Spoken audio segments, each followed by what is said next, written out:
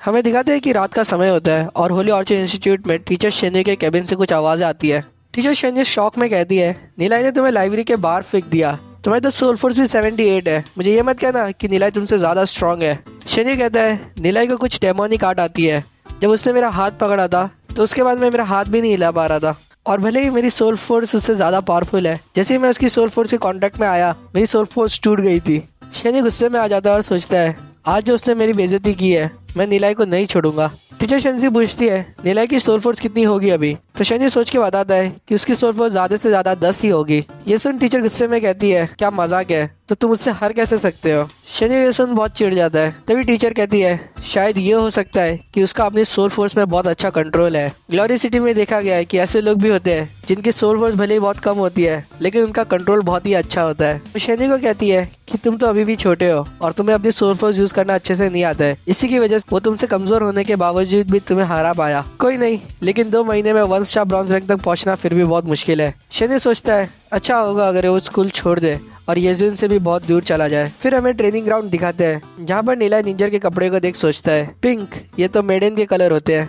नीला निंजर को पूछता है, क्या तुम सारी दवाइयाँ टाइम पे ले रही थी? निंजर बताती है, हाँ वो सारी दवाइयाँ टाइम पे ले रही थी। और वो कहती है, तुमने जो टेक्निक बताई थी उससे मेरी सोल फोर्स बहुत ही स्ट्रांग हो गई है। मुझे तो लगता है असली जीनियस तुम ही हो। भले ही किसी को नहीं पता तुम्हारे टैलेंट के बारे में, एक दिन ऐसा आएगा जब सभी लोग तुम्हारी तारीफ करेंगे। नीला ये सुन मुस्कुराता है और निंजर का शुक्रिया अदा करता है। हमें फिर सेक्रेट फैमिली का कॉन्फ्रेंस हॉल दिखाया जाता है जहाँ पर सेक्रेट फैमिली के सेकंड एल्डर शेंग मिंग, जो सिल्वर रैंक डेमन स्पेशलिस्ट होते हैं, उन्हें दिखाते हैं। एक मैसेंजर आके उन्हें कुछ बताता है। उसे सुन सेकंड एल्डर बहुत ही गुस्सा हो जाते हैं और कहते हैं, क्या बात कर रहे हो तुम? एक छोटा सा फाइटर अपेंडिक्स का बच्चा सेक्रेट फैमिली को चैलेंज किया। वो सोचते हैं, ये इंस्क्रिप्शन का स्कैंडल छिपाने में पहले मुझे बहुत मेहनत लग गई थी और उसने अभी मेरे डिसेंडेंट को भी मारा है। इसका बदला तो लेना होगा, लेकिन सुना है कोई बड़े आदमी उसका सपोर्ट कर रहे हैं, तो मैं आसानी से उस पर हमला नहीं कर सकता। वो कहते हैं, शेन्यू तो 1 स्टार ब्रॉन्ज रैंक तक पहुंचने वाला था ना, तो नीला उसे कैसे हरा पाया?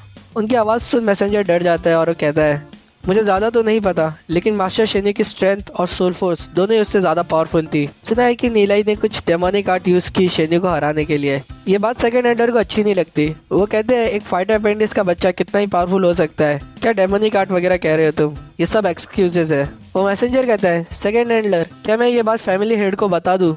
सेकंड एल्डर कहते हैं, इसकी ज़रूरत नहीं है, वैसे भी वो भी लेजेंड रैंक तक पहुंचने वाले हैं।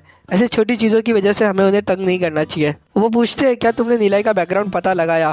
मैसेंजर कहता है, हमें पता लगा है कि वो हेवनली मार्क फैमिली से है। ये सुन सेकंड एल्डर हंसते हुए कहते हैं, हेवनली मार्क फैमिली तो एक छोटी सी नोबल फैमिली है और फिर भी हम जैसी बड़ी फैमिली से लड़ने की हिम्मत रखती है। मुझे लगता है नीलाई एक नादान सा 13 साल का बच्चा है जिसने गलती से वो इंस्क्रिप्शन देख लिया होगा और शो ऑफ करना चाहता था। और अगर हम ऐसी छोटी सी बात के लिए हेवनली मार्क फैमिली पर दबाव डालेंगे तो हमारी रेपुटेशन के लिए अच्छा नहीं होगा। नीलाई को तो यंग मास्टर शेनफी देख ही लेंगे। वैसे भी स्कूल में तो लड़ाई अक्सर हो ही जाती है बच्चों के बीच। और मैसेंजर कहते हैं, शेनफी को बता देना इस बारे में। हमें फिर सिटी लॉर्ड के मेंशन में ले जाते हैं जहाँ पे हमें येजुन का रूम दिखाते हैं। हालांकि येजुन को स्कूल में भी एक कमरा मिला था, लेकिन उसे यहाँ रहना ज़्यादा अच्छा लगता है।